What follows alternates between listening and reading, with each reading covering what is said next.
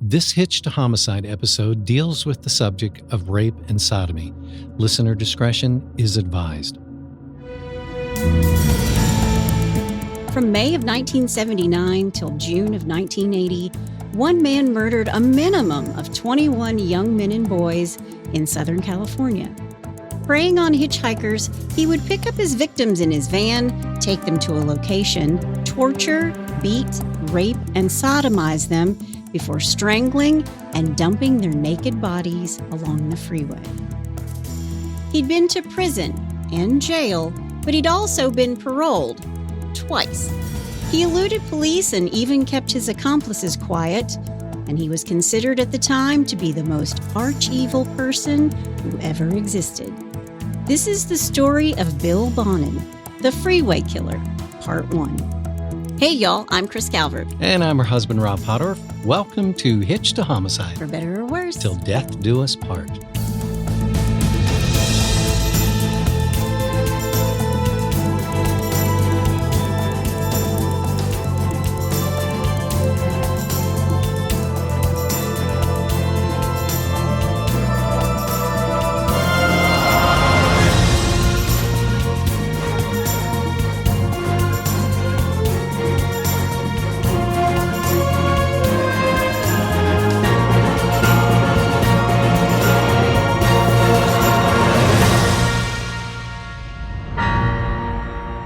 Welcome back, everybody. Yes, welcome.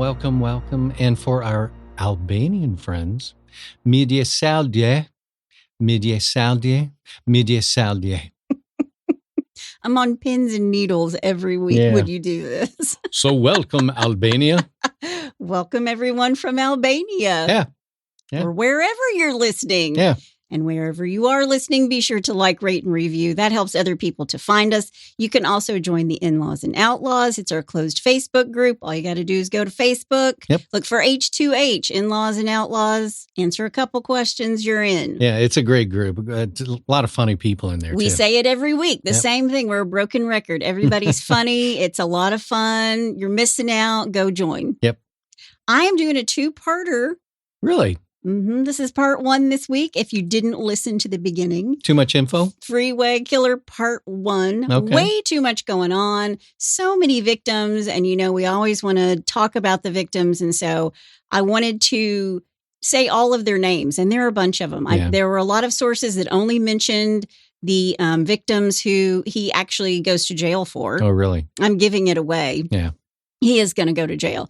But I wanted to give them all. I wanted to say all of their names. Yeah. So it's a little bit long. We're cut it into 2 pieces and Okay. Before I get started, I want to thank some sources: Wikipedia, Murderpedia, Radford University Department of Psychology, World's Most Evil Killers, the LA Times, the San Francisco Examiner, the San Bernardino County Sun, the Modesto Bee, and the Big Book of Serial Killers. My favorite. You ready? I'm ready. Let's do it. William George Bill Bonin is born on January 8th, 1947 in Willimantic, Connecticut. His parents are Robert and Alice, and Bill is the middle child of 3 boys. Robert Jr. is the oldest, and Paul is the youngest. All of the boys are 3 years apart. Okay. Now, it's not a happy childhood by any stretch of the imagination. Bill's father is an abusive alcoholic and a war veteran who was a compulsive gambler. We have this common theme for all these killers that they come from a really messed up. I know. And this is a messed up family. And he's a messed up kid. And he's going to grow up to be a messed up adult. Okay, go ahead. He physically abused his wife in front of the boys. It probably comes as no surprise that he was also physically abusive to his sons. Bill's mother, Alice, is also an alcoholic. She was overbearing and she suffered from mood swings. Alice spent a lot of her time at the French Club, which was a local bingo parlor. There you go. And the neighbors took care of these 3 boys because they were always dirty and they never had anything to wear. And Alice didn't really cook much. Wow. I guess because she was waiting for the balls to be pulled down at the bingo parlor. Yeah. Alice took a job at a local mill to help pay the bills because Robert is always gambling away their money. The dad's always gambling away their money. Robert even lost the family's home in a Ooh. high-stakes poker game Wow. in January of 1950. And this forces them to live with Robert's maternal grandmother in Willimantic. So Okay. they've moved in with the grandparents. Okay. The boys attended St. Mary's Catholic School. It's a place where teachers would complain about the boys' behavior. They always said that they were aggressive. They wouldn't pay attention. Not to mention the fact that sometimes they just didn't show up in the first place. Really? And one time, little Bill, he rode his bike into a group of young girls. And because of that, he's sent to juvenile hall. Wow. But that experience didn't scare him straight or anything like that. Because when he's back home, he is even worse. Wow. Then in September of 1953, the oldest two boys, Robert and Bill, are sent to the Franco-American School in Lowell, Massachusetts. Wait, Franco-American wasn't like that spaghetti or something? Is that Franco-American? Yeah, it is. Is it really? Yeah, Franco-American. Go ahead. I Sorry. had no idea. I guess I was just a Chef Boyardee person. Yeah, Franco-American. I loved ravioli. What was wrong with me? Yeah. Yeah. But they go to the Franco-American School in Lowell, Massachusetts. And their mother's trying to shield them from their abusive father. But this convent, that's what it was known to severely punish the children who were there for even the smallest of things. So the nuns had big rulers there. They were mean to these kids. The children there were beaten severely, partially drowned in sinks filled with ice water. Oh, wait. Forced to climb the staircases over and over and placed in stressful situations. Wow. The other children would also dunk heads in toilets and threaten each other with knives. Jeez. So not such a great place to go to school. Yeah, you think? Jeez. Yeah. I mean, they would beat these children, and he's going to have signs of it later. Just wait. Okay. Little Bill really doesn't have any friends, and while he's at the orphanage, he is physically assaulted and bullied by other kids. And none of the adults stepped in to stop it. And there was a 13-year-old boy who, according to Bill, took him to the bathroom where Bill agreed to his sexual advances. Oh, wow. Only under the condition that the older boy's hands were tied with a towel. And this was to make Bill feel safe. Okay. But he gets out of the towel and he binds and performs fellatio on Bill before attempting to rape him and forcing little Bill to orally copulate him. Wow. After this, Bill vowed that no one would ever do this to him again. Foreshadowing? I was just about to say, but the restraining, that's called foreshadowing. There you go. Now, while Bill and his older brother are at the Franco-American School, I can't get that out of my head now that you've said that. I just can't get it out of my head. Uh-oh, SpaghettiOs. Neither of his parents ever come to visit these two boys. They never show up to visit their children. Wow. And they don't allow Bill and his older brother, Robert Jr., to talk at all. They are separated, completely separated. And these two will stay there until May 31st of 1955, when they go to live with his parents in a home that is owned by his father's parents, his grandparents, in Mansfield, Connecticut. Okay. Now, while they live in Mansfield, Bill attends Annie Vinton Elementary School with his younger brother, Paul. Okay. And at Annie Vinton, he's known as a troublemaker, and he was a delinquent. He was always absent. He was always unkempt, and he was aggressive. He didn't have any friends to speak of, and he was constantly bullied by the other children because, frankly, Bill was a little bit weird. Yeah. I mean, this is a kid who's been neglected. He's been abandoned, sexually and physically beaten. I mean, how could he possibly be a normal kid? Yeah, I was just about ready to say the stuff that he's gone through already. Yeah. I mean, what do you expect?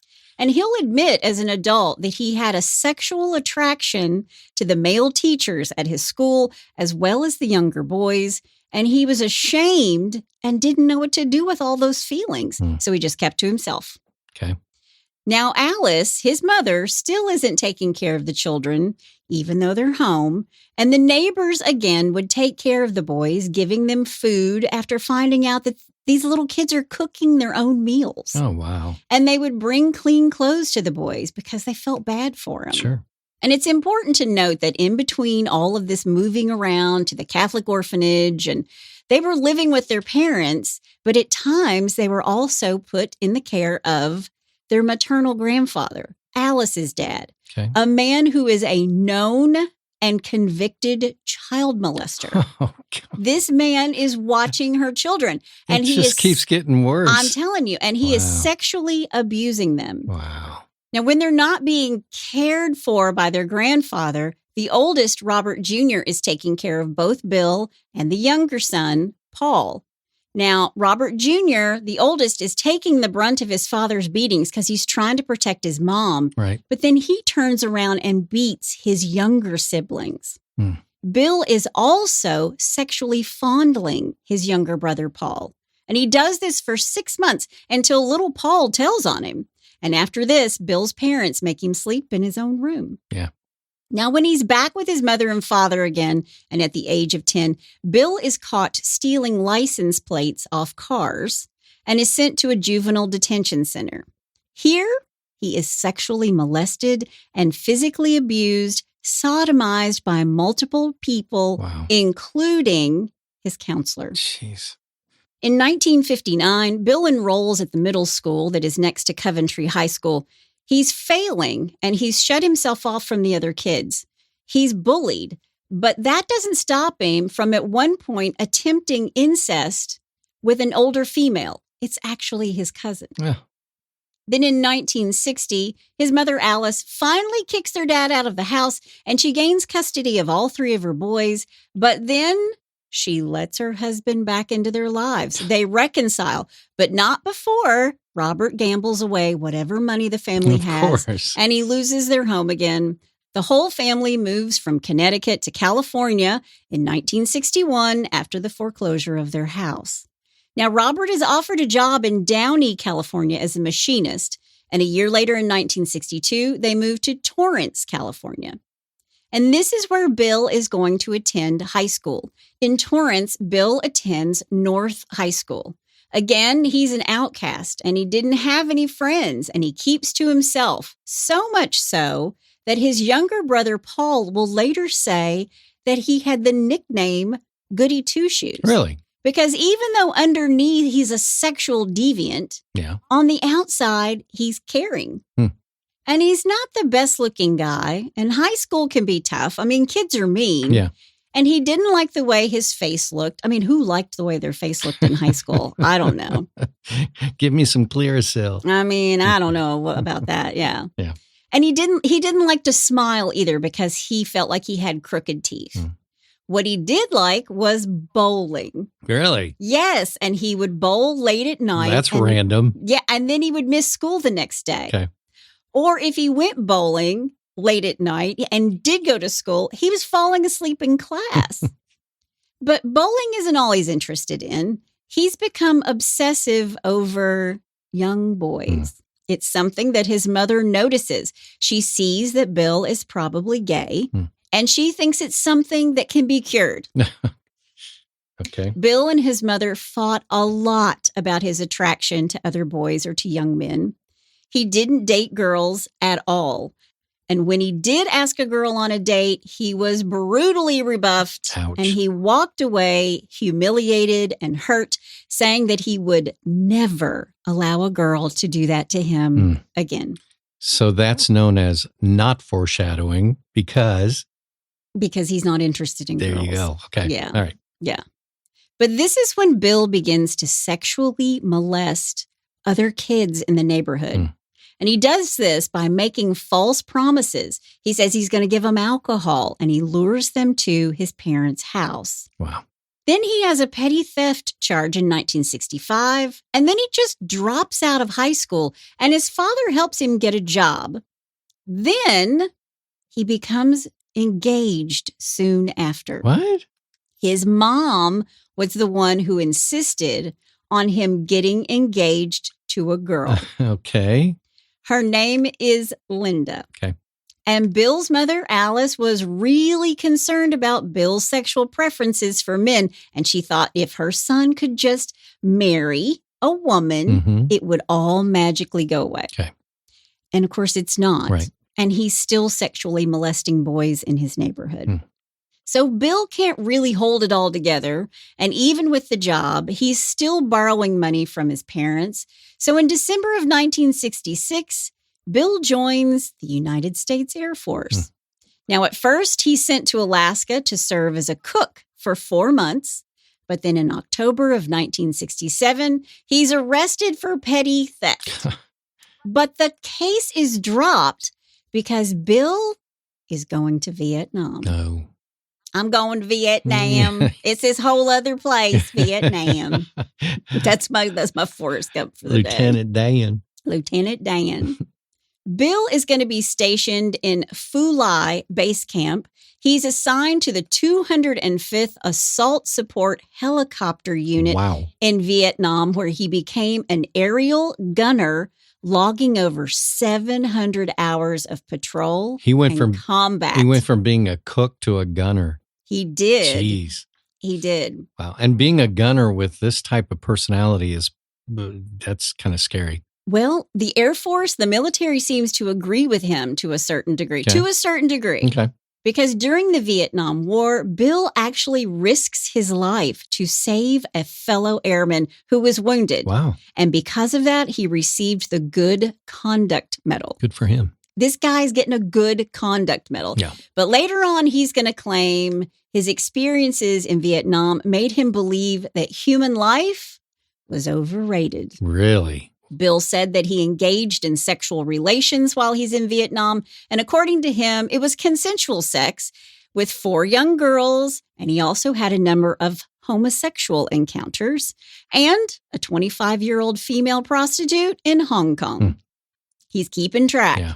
He's also said that he sexually assaulted 2 soldiers under his command at gunpoint during the Tet Offensive. Wow. Yeah. Scary guy. We've given this guy a gun, turned him into a hero, and this is what he's doing behind the scenes. He's turning into a monster. Oh, he's already a monster. Well, true. That's true. After nearly 2 years of serving in the Air Force, Bill is honorably discharged on October 25th, 1968. He's 21. He's moving back into his mother's home, and he plans on marrying Linda, who was waiting for him back home. But when he arrived in California, Linda, who has given birth to their son, is leaving him to marry another man. Oops.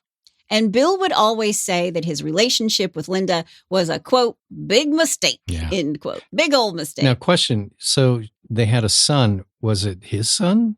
Yeah, okay. Apparently. Okay. Yeah. So, I mean, he did sleep with her, and he was sleeping with women, young girls, I should say, in Vietnam. I just didn't know how long he had been gone from the time that... Well, I'm assuming he had to leave and went home, got his fiancée pregnant, and then when he came back. Do we have a picture of this fiancée? I don't, and I don't even know her last name. I'm sure she doesn't want to have any part of this. Yeah. I just want to know what kind of person would marry somebody like this. Well, I mean, she didn't know. Yeah, I know. She didn't know what kind of person he was. But if he's weird and not very attractive. Yeah, I don't know. Okay. I don't know. Right. I can't help you there. Gotcha. Don't know. All right. There are conflicting accounts as to whether Linda and Bill were married. A few say that they were for a short time, but while Bill was with Linda, he would tell her about a recurring dream he would have. And in this dream, Bill was sexually assaulting a faceless woman in a deserted place before discarding her corpse in a shallow grave. He told her this? This is the dream he says he keeps having. Wow. And Linda would later say that Bill would wake up in tears, trembling from the dream. And knowing what's coming, all I have to say about that is, wow. Yeah. Wow. Hey, the worst dream I ever had was, being in my underwear at my high school locker. I thought the dream was supposed to be that you're like naked in front of everybody. No, I always had my tidy whities on. It was just one of those dreams. I'm sorry. Go ahead. I always had the dream that I woke up and there was a test that I didn't study for. Yeah. Not that didn't happen. It might have happened. It might have happened in real life. I don't know. All right. But Bill's finally home. He's a different man after Vietnam. Lots of people were different after the war in Vietnam. But he's living with his parents in Downey, California, which he hated. He hated living with his parents. He's come home from the war. He's still filled with all these hidden homosexual and pedophilic feelings. And it's all a big crescendo. This just keeps building and building. Yeah. November 17th, 1968, Bill is out driving in his mother's station wagon in Arcadia, California. It's about 9 p.m. This is when he happens upon 14-year-old Billy Jones. Bill stops and starts chatting him up. Do you need a ride home? Billy hops in the station wagon, and then Bill begins to question him. He asks him if he's gay. Now, Billy knows at this point, I've made a big mistake, and he tries to get out of the car, but Bill growls and squeezes Billy's genitals, letting him know exactly what he's expecting from this 14-year-old boy. Bill parks behind a closed shopping center. He pulls Billy from the car, and he handcuffs him. Then Bill chokes him in the parking lot before telling him, I'm going to rape and murder you if you don't comply. Wow. Bill raped Billy, and as Billy pleaded for his life, he knocked him unconscious. Bill then places Billy on a park bench and said, I'll come back and kill you if you report this to the police. Jeez. And when Billy gets home, his mother immediately reports it to the police. Sure. Now, 9 days later, on November 26, 1968, Bill's out cruising again in his mom's station wagon. At midnight, Bill picks up 17-year-old hitchhiker John Treadwell. You need a ride? Yeah, get in. And I should tell you, for a guy who was really socially awkward, he must have found his confidence in Vietnam, because now he's pretty charming and he seems to be able to act normal around other people. But after John is in the car, Bill starts questioning him about, quote, fags, in his word, not mine. That's his quote, not mine. And he asks John if he's gay. And when John says no, Bill pulls out a handgun and steps on the gas, and he drives to a secluded area. And it's the same thing. John is restrained. Bill rapes him at gunpoint and then hits him with a tire iron, threatening to kill him if he told, quote, the man, end quote, about the attack. 8 days later, December 4th, 1968, Bill picks up 17-year-old Alan Pruitt. He does the exact same thing. He asks him if he's gay and did he know there were homosexuals in this world. And then he speeds off the highway with him in tow and then handcuffs him. But this time, Alan is sexually assaulted inside the station wagon. Now, 5 weeks later, on January 1st, 1969, 12-year-old Lawrence Bretman is in Hermosa Beach walking. Bill stops and asks him if he needs a ride. And the 12-year-old gets into the car. And when Lawrence begged for Bill to stop and let him out, Bill threatened him and pulled in and parked his car just north of the Hawthorne Boulevard and Palos Verdes North. He forced the young boy to give him oral sex, and then he robbed and raped him at gunpoint. This is a 12-year-old kid. Yeah. Again, Bill tells him he will find him and kill him if he ever reports what just happened. Let me interject just for a second. Sure. My question is, have these other victims, have they reported to the police? I mean, they've seen his face. Yes. So are they looking for him, or what year is this exactly? 1968, 1969. Yeah, because any kind of homosexual activity, it probably wasn't really taken seriously at the time. And well, it's not homosexual activity. It's child abuse. I mean, these are all kids who are underage that he's picking up that they're hitchhiking. Okay. The problem is, these kids are like, okay, this is what the car looked like. This is what he looked like. Right. It's California. Yeah. There's so many people there. That's true. That's true. Yeah. Okay. It's just. But hang on. Okay. I'm hanging. I'm hanging. You're hanging by a thread. January 12th, 1968, 9 p.m. Bill picks up 18-year-old Jesus Monje, who is hitchhiking. He asks Jesus if he's gay, and then he offers him $20 for oral sex. Now, Jesus is like, screw this. And he tries to get out of the car, but Bill punches him in the stomach and then squeezed his genitals, making Jesus submit. Then he handcuffs him and forces him to perform oral sex on him. While all this is happening, Bill says to Jesus, I'll rip your nuts off if you don't cool it. Jeez. He also sodomizes Jesus. Wow. So now police are like, we got a serial rapist on the loose. Yeah. But they have this description, and Alan Pruitt even tells police he's got olive skin, he's got medium-length long hair, long dark hair. And then on January 28th, 1969, at 2:30 a.m., a female El Segundo police officer confronts Bill.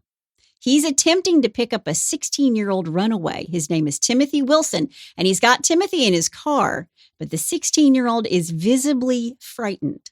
So she gets Timothy out of the car and starts to question Bill. This is when she realizes this guy fits the profile of our serial rapist. Right. She searches his car and finds handcuffs. And Bill has a go to pieces right there. He starts crying. He's sobbing. He's telling her to arrest him and telling her that he wasn't responsible for his actions. Arrest me. I'm not responsible for all of this. Oh, jeez. Okay. Bill is indicted on 5 counts of kidnapping, 4 counts of sodomy, 1 count of oral copulation, and 1 count of child molestation. Each time he handcuffed or restrained the victim before raping them while torturing them by either choking them, squeezing their testicles, or in the case of John Treadwell, bludgeoning him with a tire iron. Now, Bill undergoes 2 psychiatric examinations. You think? Yeah. What's going on in this noggin of this guy's? Yeah. What's going on up there? Yeah. And they both said he's a sexual psychopath with no control over his impulses. Yeah. What was your first clue? Yeah. Jeez. He also showed signs of depression and inappropriate emotional responses. Now, in the beginning, he denied being sexually abused as a child when they start questioning him. But then he relents and tells the doctors that he was fondled at 8 and molested between the ages of 9 and 12. And he admits that he molested the young boys and young men, but thought that being in Vietnam had contributed to his criminal behavior, saying that he couldn't seduce women since he got home. Really? So I guess it's like, well, I can't seduce women, so I'm going to go after young boys. Wow. Okay. Finally, the doctors and medical personnel decide that he is, quote, seriously lacking insight and responsibility. Yeah. Again, he has no insight or responsibility for his crimes. He's sentenced to Atascadero State Hospital in June of 1969 as a mentally disordered sex offender who was considered amenable to treatment.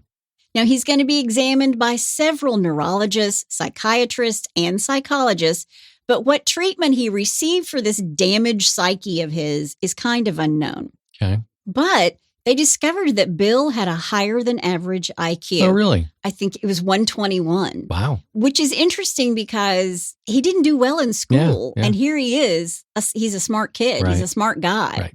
They also think he's manic depressive. And doctors also find a variety of other physical and psychological anomalies. Brain damage in the area that is thought to restrain violent impulses. Where'd the brain damage come from? Hang on. I'm hanging. Manic depressive illness and several unexplained scars on his head and buttocks. And Bill told the doctors he can't explain the scars, and they believe they're from his repressed memories of being abused while at the Franco-American orphanage. They beat him so much he had brain damage. Wow. Jeez. How about that? Yeah. Okay. Bill goes to group therapy where he's aggressive toward the other patients, and he refused to acknowledge his homosexuality. But he willingly participated in some of the experimental programs that they put him in while he's there, and he's generally thought of as a helpful, conscientious patient. And what he's doing is he's telling the doctors and the nurses exactly what he thinks they want to hear. Of course. Yeah. Especially if he's a smart kid. Right. I go back to that he's a horrible student that couldn't finish high school, but he's got this IQ of 121. He's street smart. And I put in my notes, this puts him in a group of 6.4% of the population as being gifted. So he's manipulating the staff, and he thinks he can get them to grant him an early release. And on June 11th, 1974, after 5 years, which if you're counting is only 1 year per rape victim, he's given another 5 years of probation, and doctors deem that he's no longer a danger to the health and safety of others. Wow. But guess what? He is. 1 month after he's released on probation, Bill rents a place in Hollywood. He's going to join the adult gay community. But apparently he can't hang with the men of Hollywood. His social skills aren't up to par. And he slinks away and back to his parents' new home on Angel Street in Downey, California. Okay. He starts out working as a bartender, and then he takes a job as a truck driver for a delivery firm called Dependable Drive-Away. Okay. But he's going to be fired a year later after he wrecked one of their trailers. Wow. So he tries his hand at college classes. And in March of 1975, he's going to go to community college, and he starts picking up hitchhikers who might be potential sex partners. And he even starts dating a single mom. Okay, I'm just trying to keep all the players Sure. in order here. So his parents just bought a new house. He moves in with them. And how old is he at this time? He's in his mid-20s. Okay. Yeah, early to mid-20s. All right. Yeah. I'm just trying to place. Yeah, he's not that old. Okay. But Bill is still Bill. Okay. And what's brewing in his head has never gone away. And now Bill isn't driving his mother's station wagon, but he's got himself his own car. September 1975, it's the last few days of summer vacation for 14-year-old David McVicker, and he's thumbing a ride around 7 p.m. from Garden Grove to Huntington Beach, where he lives with his parents. Okay. A car rolls up, and the guy inside asks for directions. And after David tells him what he's looking for, he asks, "Do you want a ride?" And David says, Sure. David hops in the car. Quote, "He was totally cool. There was nothing in the least bit strange about him," end quote. Bill asks David, "Are you gay?" And David says, "No." And when David asked to be dropped off early, "Just pull over, I'll get out. Yeah. You don't need to take me all the way home." Yeah. Bill did not stop, but he sped up and pointed a gun at him, saying, "If you try to get out, I'll shoot you." Wow. Bill drove to a remote area, a field, and made him undress. He bound his hands and raped him. After, Bill took off his shirt and wrapped it around David's head using a tire iron to twist the shirt together. Wow. Tighter and tighter. He's strangling him. And David, in his last little bit of being conscious, gasps, quote, "God help," end quote. And suddenly, Bill stops choking him and he releases him. Really? Then he masturbates into a rag, and then he drives David home, engaging in casual conversation. Wow. When they pull up to David's home, Bill says, quote, "You know what? You're an all right guy. I was going to kill you, but I want to come back for you and use you again," end quote. Wow. Bill even apologized for choking David. And as David is getting out of the car, Bill says, quote, "We'll meet again," end quote. David walks into his home. He has a go to pieces himself. He's crying. Then he finally tells his mother, not everything, because I guess she didn't really want to know, Right. but she went with him to the police. They called a child abuse hotline. Okay. Now, 2 days later, Bill tries to pick up another boy.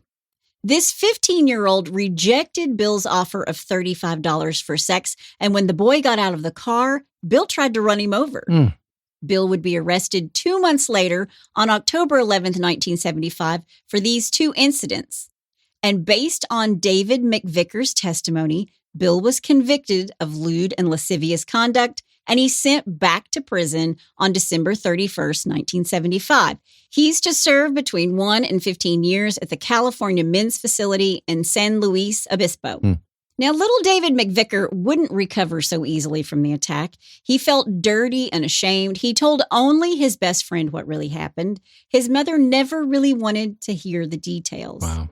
And David McVicker said school no longer mattered, and he actually quit school that same year. He attended continuation high schools, but never received a diploma. Okay. And according to David, quote, "Sometimes I wake myself up yelling, imagine going to sleep and getting raped 10 to 12 times a night," Jeez. end quote. Wow. Poor kid. Yeah. In 1977, Bill's going to go under even more psychiatric examinations. This time, they say that his sexual involvement with the young boys stems from his mother's micromanaging of his life. Okay. Don't blame your mom. I mean, Yeah. she wasn't the best mother. I agree. But you're not. Okay, whatever. Yeah, whatever. While Bill is in prison, he has 2,400 hours of vocational training as a machinist, and he showed significant progress in his therapy sessions. But remember, he's a master manipulator. Yep. Now, you would think someone who's been convicted of kidnapping and 2 counts of sodomy with a child in 1968, a diagnosed sexual predator who raped 5 boys and a 14-year-old 7 years later, this is the kind of guy who's going to spend considerable amount of time in jail. Yeah. They're not going to let him out. Right. They do. How do they figure that that's going to be safe? He is sentenced to 1 to 15 years, but after serving less than 3, he's out. Yon. And now that Bill is out of prison, he needs to get a job. So he finds work as another truck driver. And on November 1st, 1978, he moves into an apartment complex at the Kingswood Village in Downey, just a mile from his parents' house. He also develops a reputation as the guy who liked young boys. And among the young boys and men, they knew that he allowed teenagers to party at his parents' house with alcohol. No. So that's how he would lure them in. Parents aren't home. Yeah. Come on over. Yeah. I'll buy the booze. Yeah. And then Bill buys a van, a Ford Econoline. It's always And a van. And we all know that nothing good Yeah. is going to happen in that van. Help me in with this couch. I have nightmares about Buffalo Bill. I really do. I do. Every time I hear Tom Petty's American Girl. Yeah, exactly. Then through a neighbor and the parties that this neighbor throws and Bill attends, his name is Everett Scott Fraser, Bill meets 21-year-old Vernon Butts. He's a part-time magician and a porcelain factory worker. Can't make that up. There's a combination. Can't make it up. What do you do for a living? Well, I'm a magician. I'm a part-time magician and a porcelain factory worker. Okay. Vernon was a troubled soul. He was shy and easily led by others. Vernon had attempted suicide 3 times before he ever even meets Bill. Vernon had an obsession with witchcraft and death. Wow. Vernon loves horror fiction, and he liked cosplay. He liked to dress up as Darth Vader. Oh, really? Yeah. Now, he's a little different. His apartment was filled with fake spiders, and he kept 2 coffins in his apartment. Ugh. One he used as a phone booth, and the other was a coffee table, as well as a place for him to have sex with his girlfriend. So just another normal guy. Yeah, he's having sex with his girlfriend in a coffin. Well, the fact that he has a girlfriend really shocks me. Well, she's a self-proclaimed witch. Of course she is. And Vernon attended pagan religious ritual events and explored graveyards with her. Wow. And Vernon thought his apartment was haunted. Okay. Yeah. Told you, can't make this stuff up. Jeez. When Vernon loses his job as a magic store clerk at Knott's Berry Farm, he does so because he hasn't had a shower in weeks and he keeps acting really strange. Wow. He is still performing magic acts at schools and privately for small groups and children's parties. Okay. This guy is a drifter who's been in and out of jail, has a fascination with sadistic homosexual activity. And when he meets Bill, he says that he had a, quote, kind of hypnotic control over him, end quote. So he's very malleable, Right. you know, and Bill is a master manipulator. Yeah. So he just takes over. And then Vernon feels like Bill's got a, quote, kind of hypnotic control. Wow. Now, both Vernon and Bill are living outwardly heterosexual lives. But behind closed doors, Vernon and Bill are living in a homosexual relationship. Okay. These 2 are lovers. They both did role playing. They both played the game of Dungeons and Dragons. It was a big event. It was always organized and advertised each week to be played at Vernon's apartment.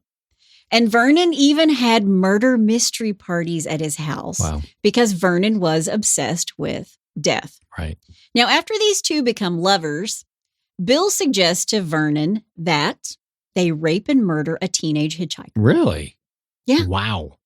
Like, is that like pillow talk? Just laying in bed after sex? Hey, I got an idea. why don't we rape and murder a teenage hitchhiker? Jeez.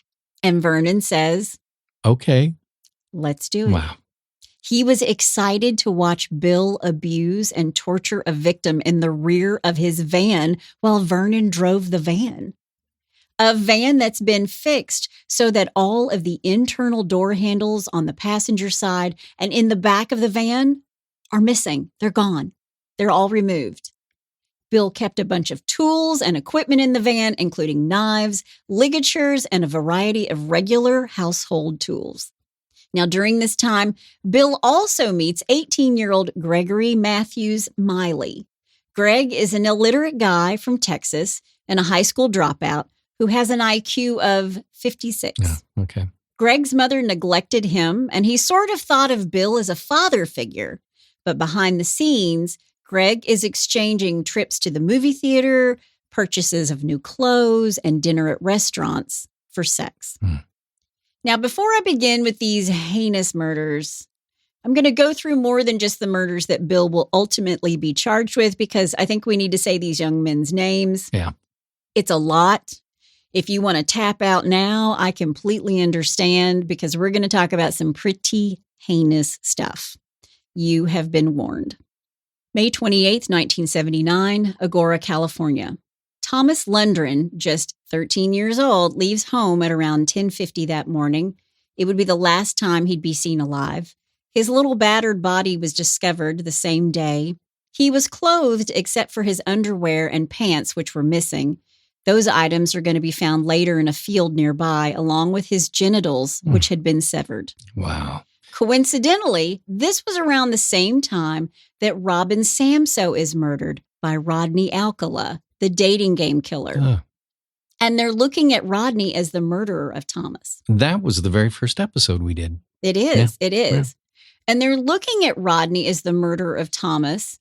And why might that be? Well, when he left that morning, he told his family that he was going to be photographed on his skateboard by a man. Yeah. And remember, that's how Rodney would lure people in. But he really only liked women. So not very many boys in Rodney Alcala's list of victims. Okay. Now, Bill has denied he had anything to do with this murder, but there are those who still believe this was his work, because the little boy had been bludgeoned with a tire jack handle in the face, in the head. He'd been stabbed in the chest and stomach, and he was strangled. And it's thought that Bill was trying to, quote, kill his homosexual attraction to Thomas. 2 months later, August 4th, 1979, Bill is driving from Silverado Canyon to a drive-in movie theater to spend time with Vernon. And he suggests to Vernon that they rape and murder a teenage hitchhiker. First, Bill offers a boy named Mark Shelton $400 for sexual services. Mark is walking to a movie theater near Beach Boulevard. Bill masturbated Mark, and then Vernon began squeezing the boy's genitals, causing Mark to scream. Bill drove into the Cajun Pass in San Bernardino County, and Vernon showed Mark some magic tricks, and then he too orally copulated Mark. Then they go to an abandoned gas station, and Bill parks the car, and he rapes 17-year-old Mark. And the kid is afraid and resisting, so Bill beat him until he loses consciousness. Then he strangles him twice with Vernon's help and violated Mark's body with foreign objects, including a stick, which sent this poor child into a fatal state of shock. Then Bill and Vernon discarded Mark's body on a gravel road in Cajun Pass in San Bernardino County. The very next day, August 5th, Marcus grabs a 17-year-old West German tourist who's been in the United States for several months. He's hitchhiking across America, and he's thumbing a ride on the PCH, the Pacific Coast Highway. Right. It's sometime between 6 p.m. and midnight. Bill pulls up to him in his Ford Econoline. He offers him a ride. According to Bill, these two had consensual sex. Marcus agreed to be bound with lengths of cord and ignition wire. Bill then retrieved a buck knife and started threatening Marcus. All the while, Vernon is driving to Bill's house. And when they arrive, Marcus is again sodomized and beaten. And when Bill squeezed his genitals during the rape, Marcus breaks loose and punches Vernon. Bill flies into a rage, and he reportedly stabbed Marcus. Marcus was partially strangled, and when they found him, he had been stabbed 77 times. Oh, my gosh. Again, They think he's trying to kill his homosexuality. Okay. Then Marcus's nude and brutally abused body was discarded in Malibu Creek. His body was found the next day at 6:30 a.m. Wow. Bill is picked up by officers and detained for molesting a 17-year-old boy who's hitchhiking in the coastal town of Dana Point. Now, this is a violation of his parole, Right. and Bill should be heading back to prison. But there's a records mix-up, a clerical error that happens before Bill's scheduled court date, and Bill Bonin is allowed to walk right out of the jail before his trial and is released from detention on August 13th, 1979, Wow. all because of a clerical error. So many more boys and young men, and boys like Mark and Marcus, are going to die. Yeah, because of a clerical error. Because of a clerical error. On August 13th, 1979, neighbor Everett Scott Fraser picks up Bill from the Orange County Jail. It's during this ride home that Bill tells his friend, quote, "No one's going to testify again. This is never going to happen to me again," end quote. Bill will never appear at his appointed court time, and he's now returning to his parents' home where most of the neighbors still know he's a pedophile who liked to lure children into the home. He would tell them they could come in and watch porn this time, not just drink. Come watch porn and drink. And also in the house at this point is Bill's younger brother, Paul. And later, neighbors are going to say that they could actually hear crying in the house when Bill would have young boys in there. But Bill's mom and his brother Paul are both going to say, we never heard a thing. Do you think they were protecting him, or they just really didn't hear anything because he was good at hiding? He might have been good. They might have been protecting him. Yeah. I mean, who knows? Yeah. I mean, his mom is not the greatest reliable source of anything, I don't think. Sure. August 20th, 1979, Bill picks up 18-year-old Robert Wyrostek, who was cycling to a grocery store in Newport Beach. Bill allegedly offers him $50 to perform acts of oral copulation. When he gets him in the van, Bill binds and rapes Robert at knife point before driving to Vernon's place. While driving on Interstate 10, Vernon orally copulates this young boy before repeatedly striking him and taking Bill's place behind the wheel, who then tortured Robert by bending his fingers and squeezing his genitals before bludgeoning him with a tire iron and strangling him with his T-shirt using the tire iron. Robert's body will be found on September 27th, 1979, on the side of Interstate 10.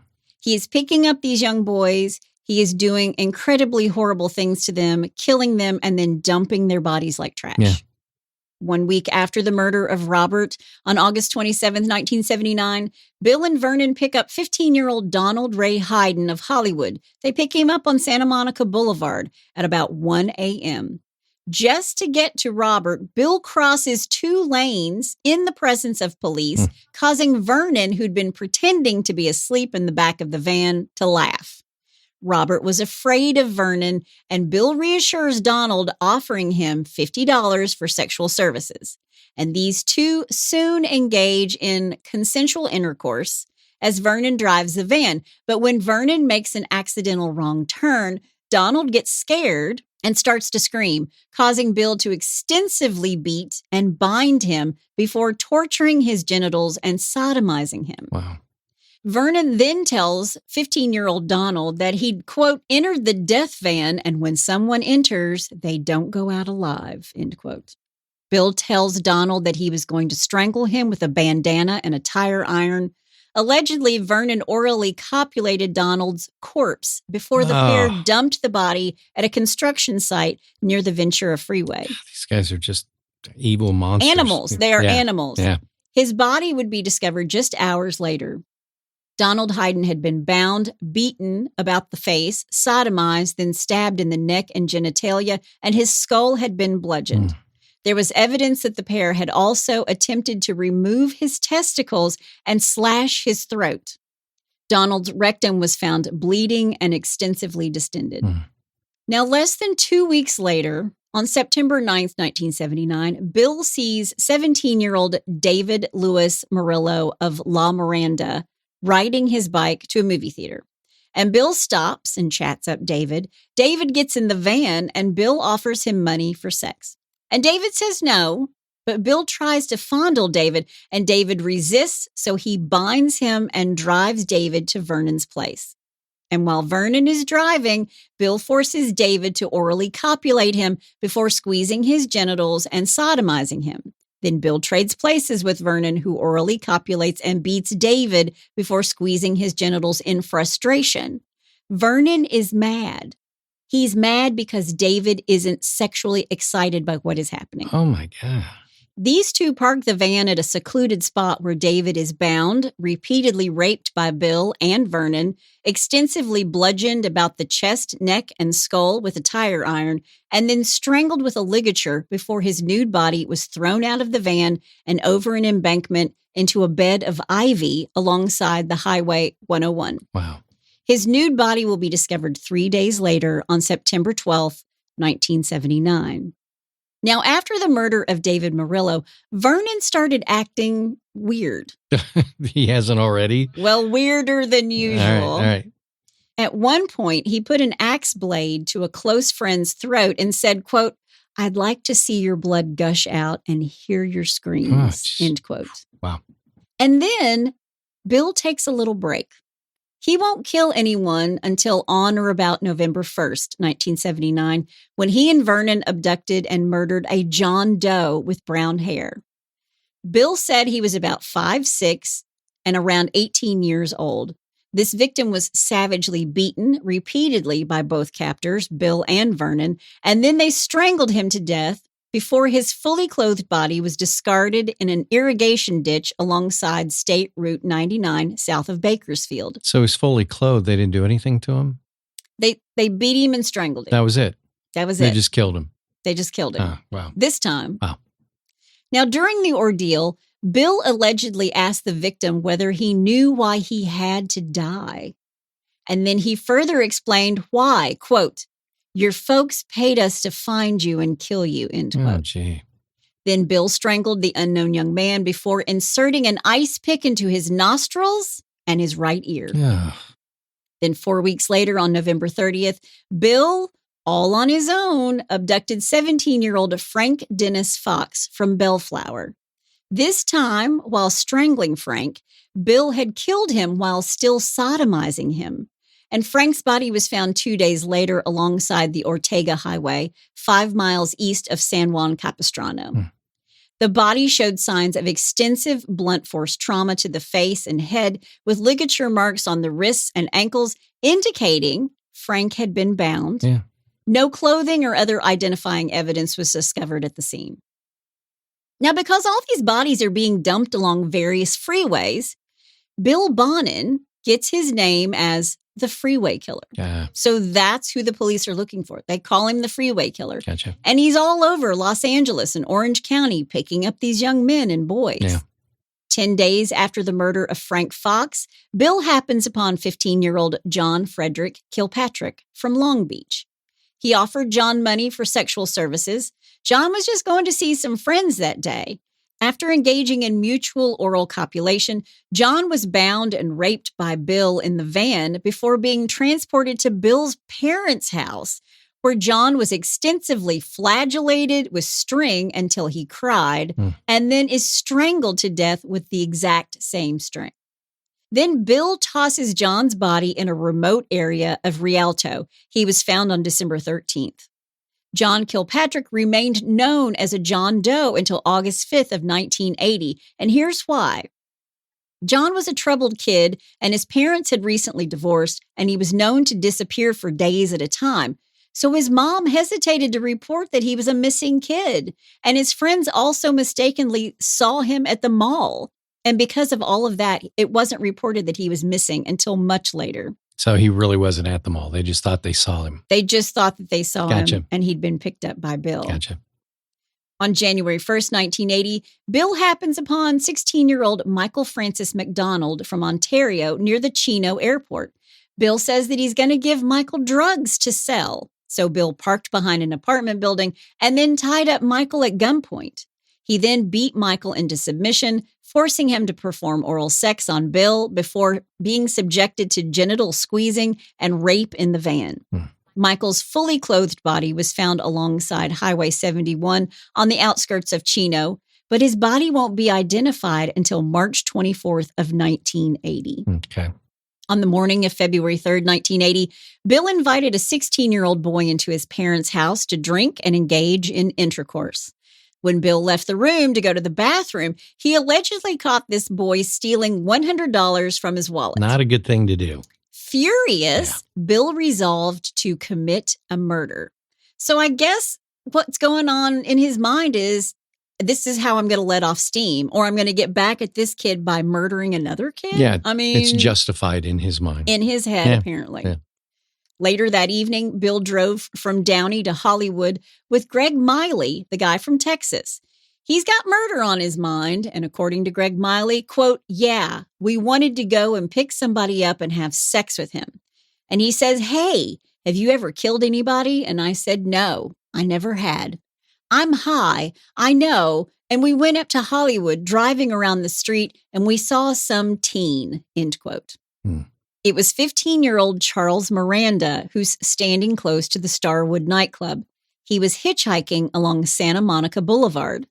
According to Greg, Bill and Charles engaged in consensual intercourse in the rear of the van as he drove. And before Bill whispered to Greg, quote, "Kid's gotta die. This kid's gonna die," Wow. end quote.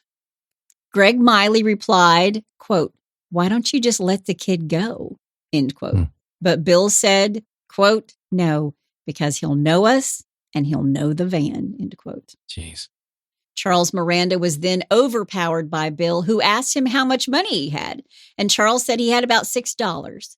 So Bill tells Greg to take his wallet. And then Bill beat, bound, and gagged Charles. He then told Charles how he was robbed earlier that day. And even though it wasn't fair, Charles had to be killed. Charles cries and begs for his life. Bill then began to sexually assault Charles. Greg also attempted to rape Charles, but was unable to sustain an erection.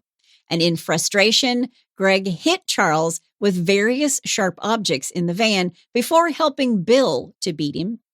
Bill then strangled Charles to death with a t-shirt and a tire iron as Greg repeatedly jumped on Charles's chest. His nude corpse was dumped shortly thereafter in an alleyway along 2nd Street in Los Angeles. Okay.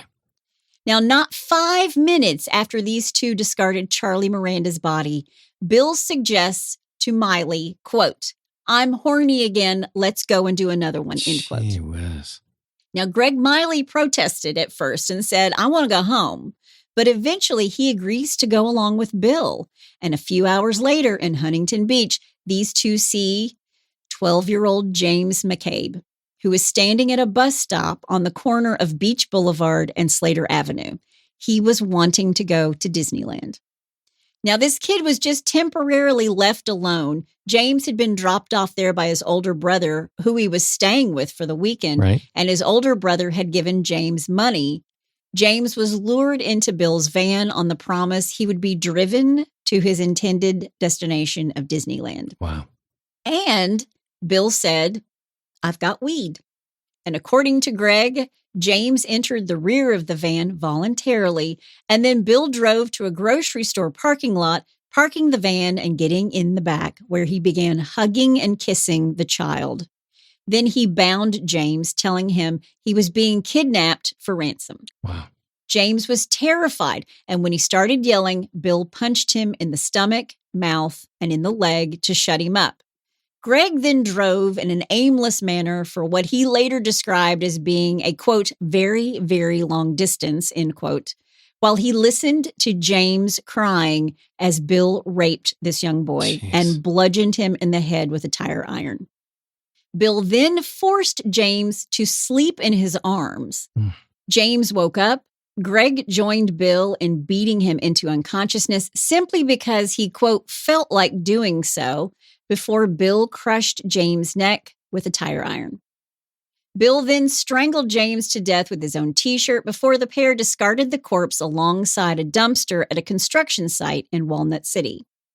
James McCabe's body was discovered 3 days later, fully clothed, bearing several skull fractures and a bruised penis. After they dumped the body, Bill and Greg spent the money that they stole from James's wallet for lunch. One day after Charles Miranda and James McCabe's murder, Bill is arrested for violating the conditions of his parole. He was remanded in custody at the Orange County Jail until March 4th, but then they let him go.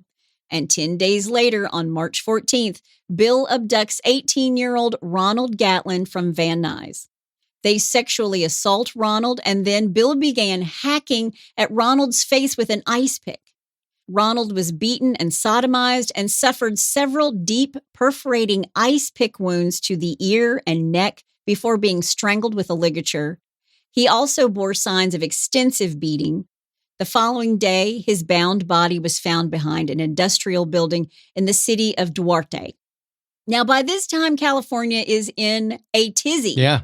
Parents won't let their kids outside by themselves. Of course. People are scared to death, but they are no closer to finding a killer.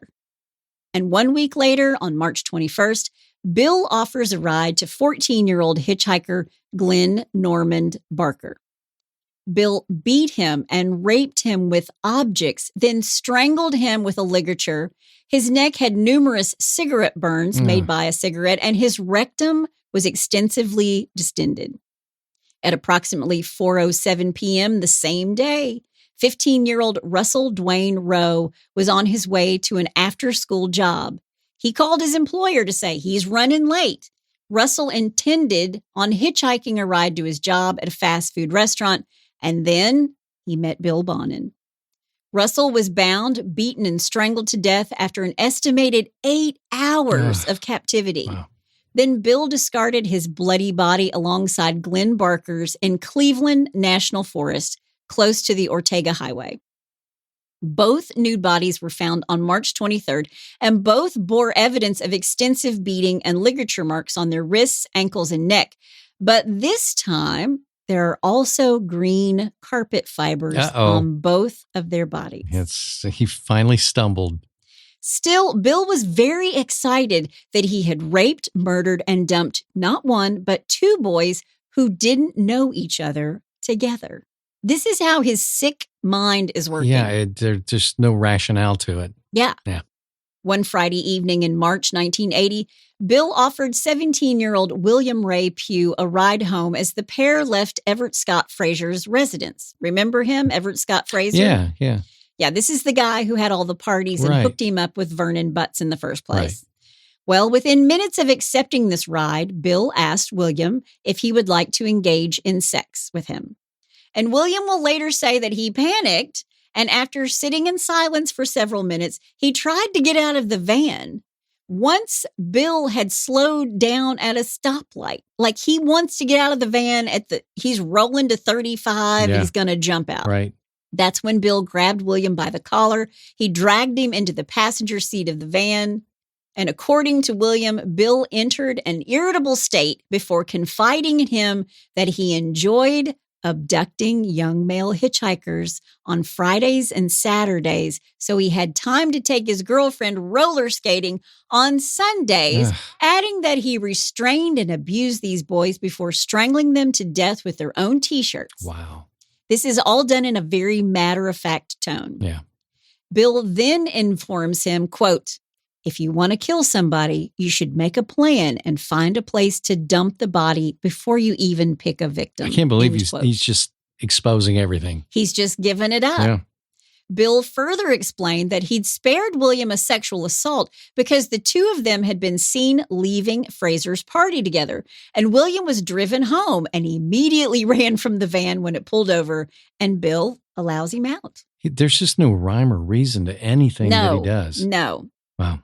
But William is actually going to join Bill. And on March 25th, 1980, Bill and William abducted 15-year-old runaway Harry Todd Turner from a Los Angeles street. Wow. Harry had run away from a boys' home in the desert community of Lancaster 4 days prior to his encounter with Bill and William. William's later going to say that he and Bill lured little Harry to the van with an offer of $20 for sex. After binding and sodomizing Harry, Bill bit into Harry's penis until it tore and bled. Ugh. Bill then told William to, quote, "beat him up," end quote. And after William had bludgeoned and beat Harry about the head and body for several minutes, Bill strangled Harry to death with his own T-shirt and a tire iron before discarding his body at the rear delivery door of a Los Angeles business. Harry's genitals were mutilated and he had 8 skull fractures inflicted by a blunt instrument, the tire iron. Wow. Now, here's what you're not going to believe. On April 10th, Bill Bonin was discharged from parole following his March 4th, 1980 release. So all of California is looking for this killer, and he's not even being picked up. Wow. In fact, he's being discharged from parole. No more parole officers. Don't they have records on this guy? I mean, come on. They don't know it's him. Wow. On the same day, Bill sees 16-year-old Bellflower resident Stephen John Wood walking to school. Stephen's older brother had introduced him to Bill, so he willingly got into Bill's van. His nude, hog-tied, and extensively beaten body was discarded in a Long Beach alleyway beside a dumpster, with his head resting against a nearby bench close to the Pacific Coast Highway. Wow. Stephen Wood's autopsy revealed he had been killed by ligature strangulation, but Bill had a job interview after he murdered Stephen Wood, so he drove to his interview and then ate some pizza. He needed to wait until it was dusk to safely discard the body. So he's driving around in his van at a job interview, and he's got a dead body in the van. Wow. 4 weeks later, on April 29th, Bill meets 19-year-old supermarket employee Darren Kendrick while parked at a Stanton supermarket. Bill lured Darren into his van on the pretext of selling him drugs.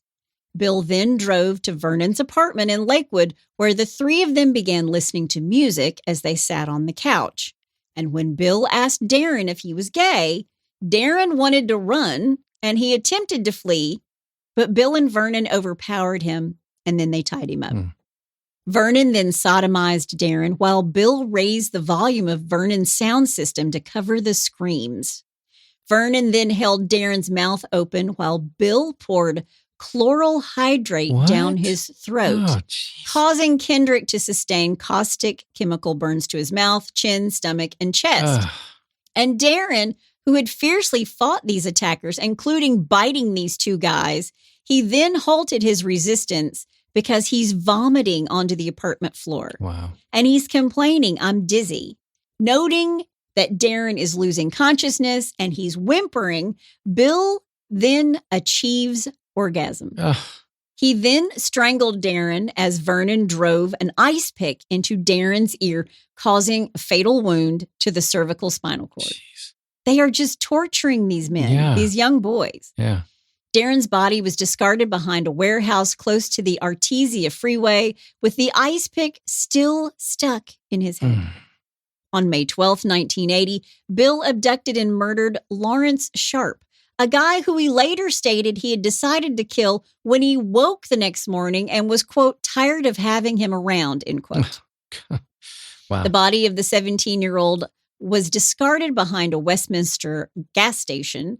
Lawrence is found on May 18th. His autopsy revealed that in addition to being bound and sodomized, he had been extensively beaten about the face and body, then strangled with a ligature. So it's always the same MO. Yeah. He does exactly the same thing with every single victim.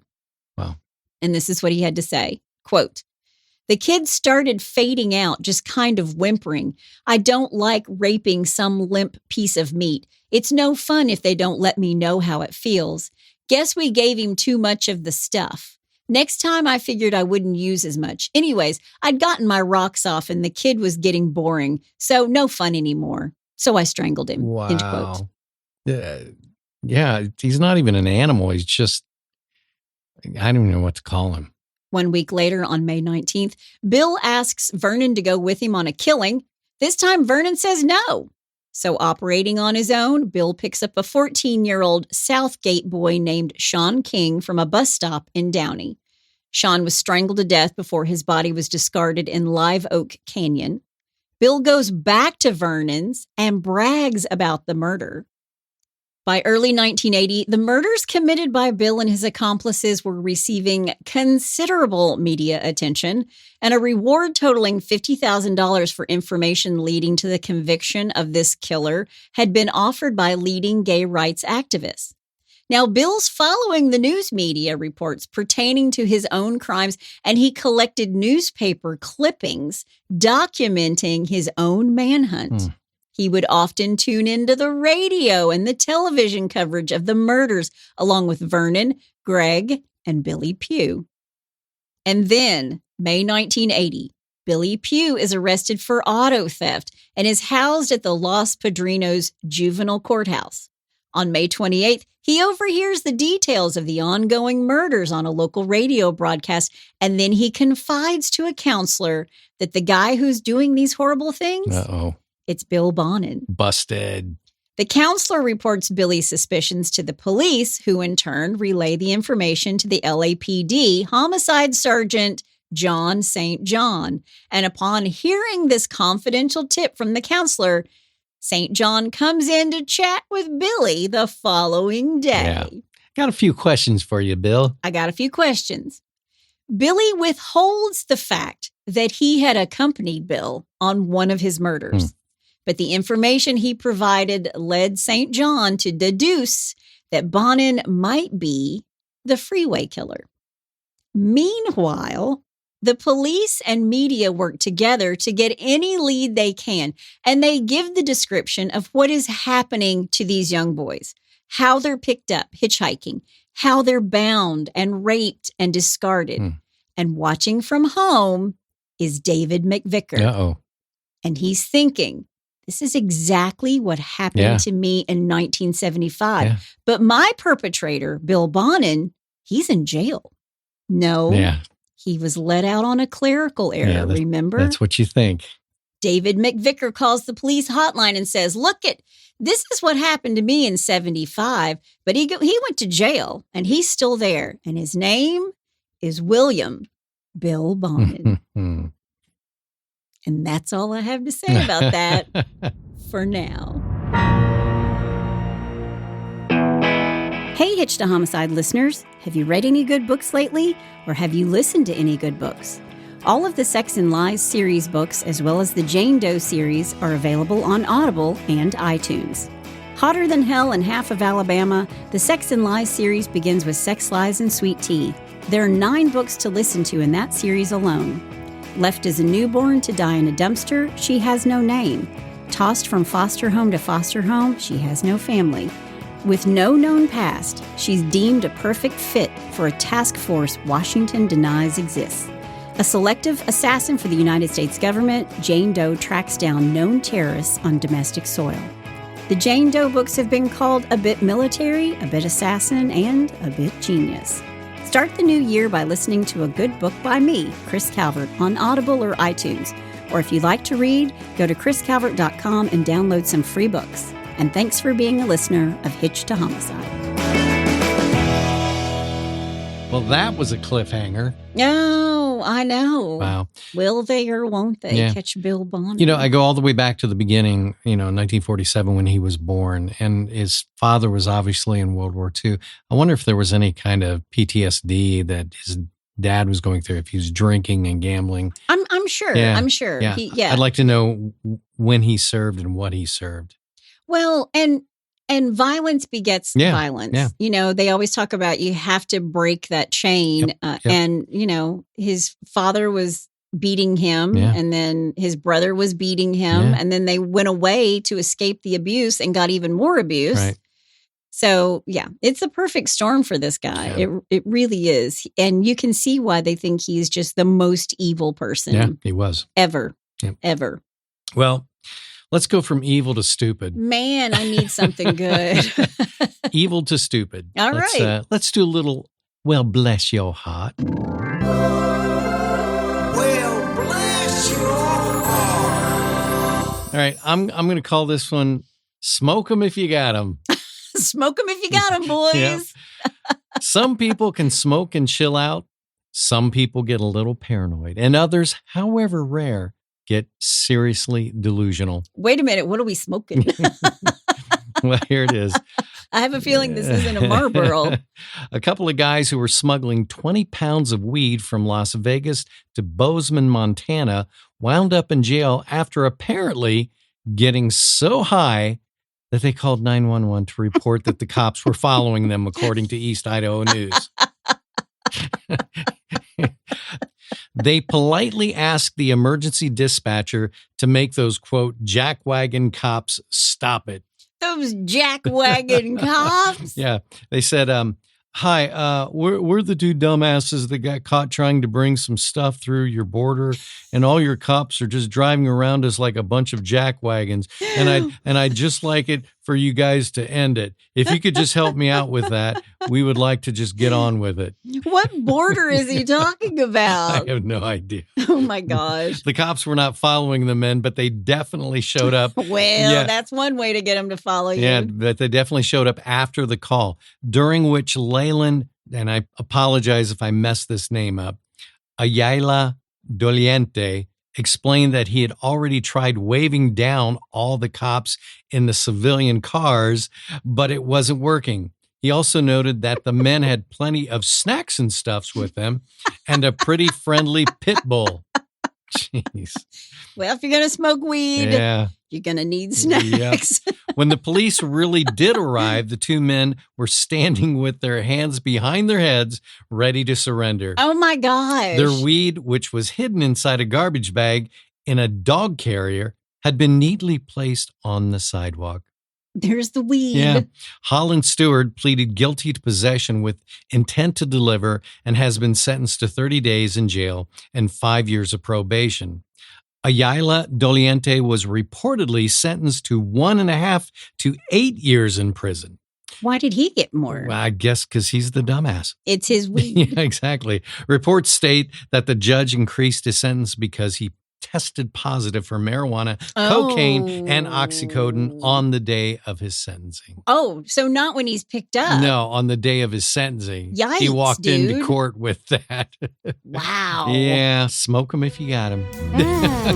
Don't think that's like I don't think that weed is like a mellow high by any stretch of the imagination. So bless their hearts. Bless his heart. Well, if you know somebody whose heart needs to be blessed, you can send it to us. Go to hitchedtohomicide.com. There's a little pull-down menu. You can also suggest a case. Yep. We're going to do some cases that have been suggested. I can't wait. Yep. Can't wait to do it. Can't wait to do part 2 of Bill. Because Bill's going to get what's coming to him. Good. So stay tuned for next week. Awesome.